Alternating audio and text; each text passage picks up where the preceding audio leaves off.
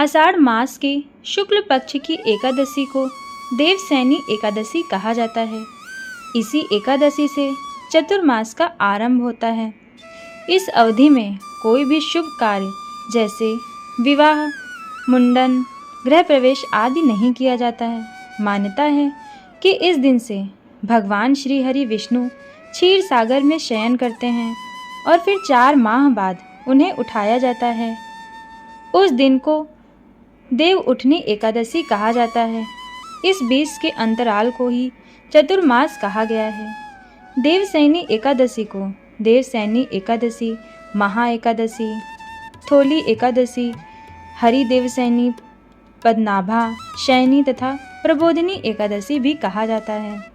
लेकिन किसी भी एकादशी में एकादशी का व्रत करने पे उसकी व्रत कथा सुने बिना वह व्रत अधूरा माना जाता है। तो आइए इस वीडियो में हम आपको देवसैनी एकादशी की व्रत कथा सुनाते हैं, जो कि कुछ इस प्रकार है।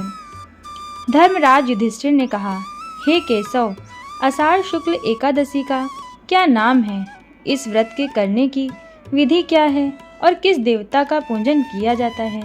श्री कृष्ण कहने लगे कि हे युधिष्ठिर, जिस कथा को ब्रह्मा जी ने नारद जी से कहा था वही मैं तुमसे कहता हूँ। भगवान श्री कृष्ण कथा कहना प्रारंभ करते हैं। एक बार देव ऋषि नारद जी ने ब्रह्मा जी से इस एकादशी के विषय में जानने की उत्सुकता प्रकट की। तब ब्रह्मा जी ने उन्हें बताया, सतयुग में मधांता नामक एक चक्रवर्ती सम्राट राज्य करते थे। उनके राज्य में प्रजा बहुत सुखी थी, किंतु भविष्य में क्या हो जाए यह कोई नहीं जानता। अतः वे भी इस बात से अनभिज्ञ थे कि उनके राज्य में शीघ्र ही भयंकर अकाल पड़ने वाला है। उनके राज्य में पूरे 3 वर्ष तक वर्षा न होने के कारण भयंकर अकाल पड़ा। इस अकाल से चारों ओर त्राही त्राही मच गई। धर्म पक्ष के यज्ञ, हवन, पिंडदान, कथाव्रत आदि में भी कमी हो गई। जब मुसीबत पड़ी तो धार्मिक कार्यों में प्राणियों की रुचि कहाँ रह जाती है। प्रजा ने राजा के पास जाकर अपनी वेदना की दुहाई दी। राजा तो इस स्थिति को लेकर पहले से ही दुखी थे। वे सोचने लगे कि आखिर मैंने ऐसा कौन सा पाप कर्म किया है जिसका दंड मुझे इस रूप में मिल रहा है। फिर इस कष्ट से मुक्ति पाने का कोई साधन करने के उद्देश्य से राजा सेना को लेकर जंगल की ओर चल दिए। वहाँ विचरण करते करते एक दिन वे ब्रह्मा जी के पुत्र अंगिरा ऋषि के आश्रम में पहुँचे और उन्हें साष्टांग प्रणाम किया। ऋषिवर ने आशीर्वाद उपरांत कुशल क्षेम पूछा। फिर जंगल में विचरने व अपने आश्रम में आने का प्रयोजन जानना चाहा। तब राजा ने हाथ जोड़कर कहा, महात्मा, सभी प्रकार से धर्म का पालन करता हूँ मैं, तब भी राज्य में दुर्भिक्ष का दृश्य देख रहा हूँ। आखिर किस कारण से ऐसा हो रहा है? कृपया इसका समाधान करें। यह सुनकर ऋषि अंगिरा ने कहा, हे राजन, सब युगों से उत्तम यह सतयुग है। इसमें छोटे से पाप का भी बड़ा भयंकर दंड मिलता है। इसमें धर्म अपने चारों चरणों में व्याप्त रहता है।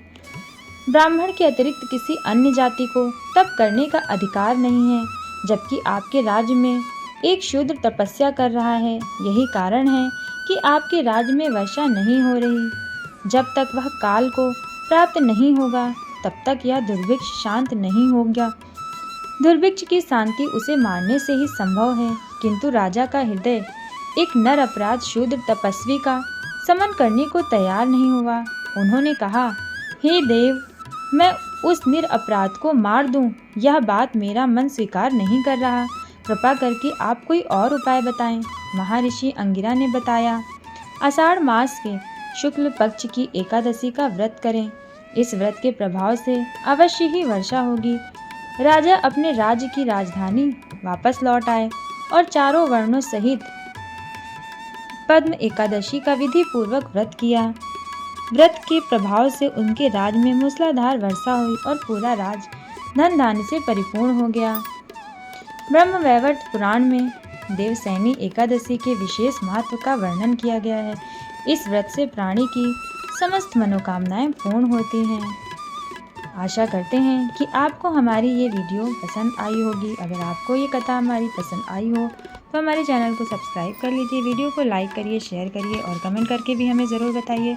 फिर मिलेंगे अगली कथा के साथ, तब तक के लिए जय श्री कृष्णा।